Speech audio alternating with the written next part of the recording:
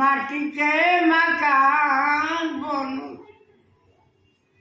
मकान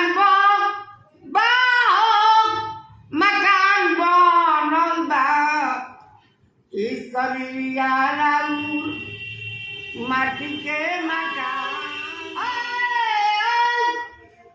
रोहनी चरावत भैया संग में बोली राम भैया झूठा हूँ के कदुलारा लगावता लोगे मोई।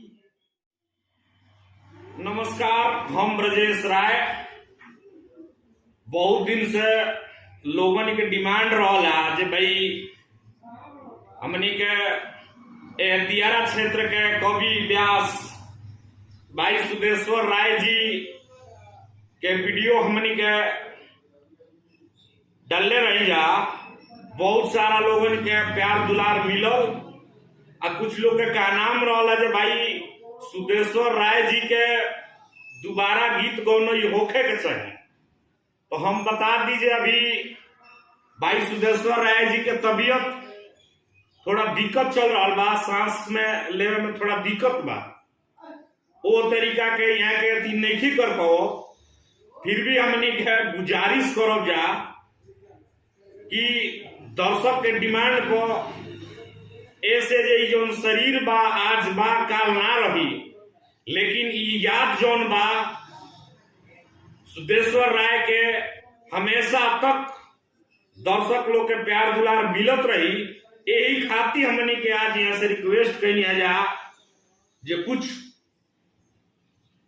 जौन मने रउआ से बन पड़ता, जानत नहीं कि रउ तबियत ठीक नहीं है, लेकिन कुछ गुनगुना देती अपना भाव में तो दर्शक लोग के अच्छा लगी।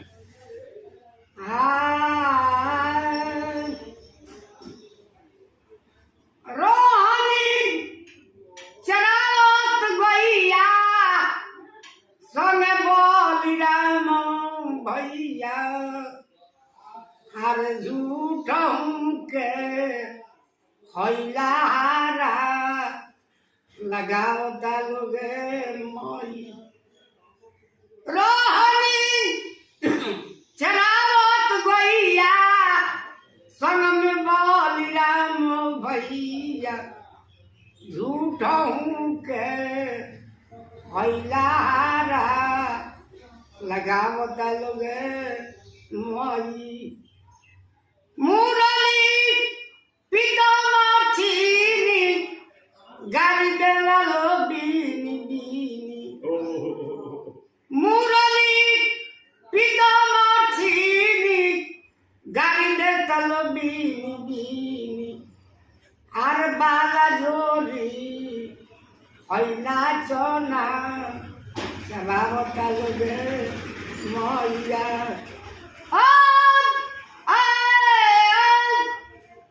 रोहनी चरावत भैया संग में बोली राम भैया झूठा हूँ के कदुलारा लगावता लोगे मोई।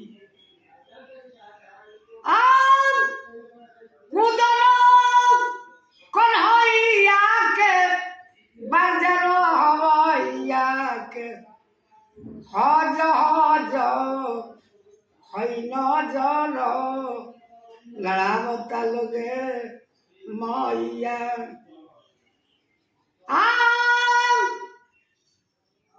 हम बोल राम भैया रानी चरावत गई झूठा हूँ के लहरा लगावता लोगे मई।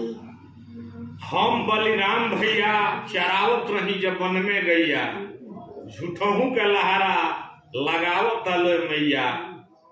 ई जौन रचना वो सब सुननी है सुदेश्वर राय जी के एगो आपन अलगे अंदाज है। यहाँ के दियारहा ठाट में भोजपुरी ठेठ भोजपुरी जौन कहल जाला ओ अंदाज में। तो सबसे पहले हमनी के जानब जा सुदेश्वर राय जी घर कहाँ है बताइए हमारे दर्शक लोग का। सुरेमनपुर घर। सुरेमनपुर जी। अच्छा, भोजपुर जिला के शाहपुर प्रखंड में लछू टोला पंचायत में एगो गांव बा सुरेमनपुर, ओजे के रउआ रहे वाला बा जी। रउआ उम्र लगभग कितना हो गई हुई? 60-62 साल। माने 62 के ऊपर है बनी रउआ। तो माने ई गीत गाने रउआ कब से माने मन में आई कि माने ए तरीका के ई आवाज माने गावे के चाहिए? ई 20-22 बरस के रही। हाँ हाँ। तब से ही हमारा सरस्वती के तो माने केहू के संगे रउआ गौतो बजावत रही?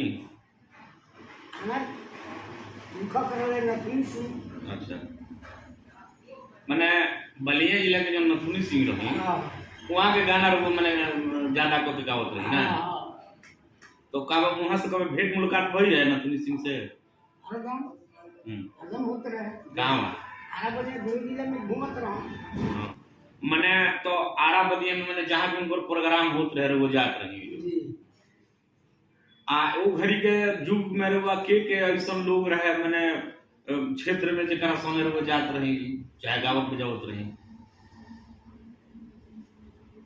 और लोग रहे नथुनी सिंह रहन, मुन्ना सिंह भैया, गायत्री काका रहे, वीरी ठाकुर रहन, कुल पुरानका वीरेंद्र बुढ़ा दुकान। और बाद में कुल नया का भैया है कमलबास कमलबास। तो मने रउआ कहे के मतलब आज जौना घड़ी गायत्री धुरान के दुगोला होत रहे, जौना घड़ी नथुनी सिंह के मुन्ना सिंह के दुगोला प्रोग्राम होत रहे, भरत शर्मा के महीने में वो घड़ी चलती रहे, ओ घड़ी मने रउआ मने चीज के थी होई अभ्यास कोई ब्यास की जी। तो मने का अब मने का बुझला आज के जोन ब्यास लोग गावत गाना आ ओ घड़ी के जोन गाना होत रहे मने का एकरा में अंतर का वो देखो तनी? बहुत अंतर बा का जब नया जमाना है कोई डिस्को गाना हो गए सो वो गाना है ये नहीं के जो पहले चलत रहा। अब चलत है जे ढोड़ी मुदले दिया पियरी माटी से आ देवरा खोदत है कांटी से ई कुल सिस्टम चली गई। अब कुल गाना नहीं के जे देवता से बढ़ के माई के बा प्यार बबुआ को हम पहिया हुए कर्जा से राय चलो तो हमने के भोजपुरी गाना बना देते रही। अब कुल गाना नहीं के चलो भिखारी ठाकुर मर गए उनकर कुछ गाना हमने भी बा। भिखारी ठाकुर को देखले रहनी है? हाँ कहाँ देखले रहनी? बन गया ये है बन गया देवदत्त तिवारी की यहाँ आई हम उनको प्रोग्राम रहे जी। कर आई हम मदन बाबा। हाँ हाँ मदन बाबा के कहाँ बा करा गया। कहे के हमार मतलब ई बा कि रउआ ओ घड़ी के ब्यास बने जौना घड़ी के नथुनी सिंह, मुन्ना सिंह, गायत्री ठाकुर, वीरेंद्र सिंह धुरान, तो मने का मने कर वो जीविका के माध्यम बनौनी है कि सिर्फ एगो ई रहे कि भाई शौक तरीका पर मने कौना तरीका से वो जिंदगी के जियनी है गीत गौनी तो भोजपुरी के ये गीत जो भइले जे गावत आदमी रहला 400-500 मिलत रहला जीवत रहनी है ये निर्धार रहला यही को अपन पोषण पालन भइले दू चार गो बाल बच्चा पोषण नहीं है। हाँ यही पर फिर लागून बाद में जब जानता आदमी तो उपेन करता नहीं जाए। तो आज रउआ मने कतना आज समाज में कतना भोजपुरी के योगदान दे रहल बनी? अभी मने गावत तनी छोड़ दल बनी ना गावत हाँ थोड़े थोड़े भाई अभी चल रहा है। तो नैकी में भी कोनो मने थी किले बनी? नैकी में अपना से बनल रहा। तो तनी एगो सुना देती, गुनगुना देती।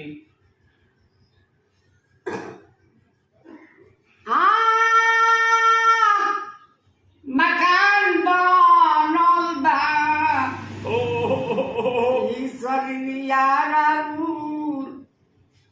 माटी के मकान बनल मकान बा मकान बनल बा ई शरीरिया राउर माटी के मकान बनल हाँ मकान बनल बा ई शरीरिया राउर माटी के मकान बनल मकान बा मकान बनल बा ई शरीरिया राउर माटी के मकान बनल कौआ हाकवाओ देह में आग जौन लगाओ कौआ हाकवाओ देह में आग जौन लगाओ कौआ हाके खातिर खेतवा में मचान गाड़ल बा ई शरीरिया राउर माटी के मकान बनल बा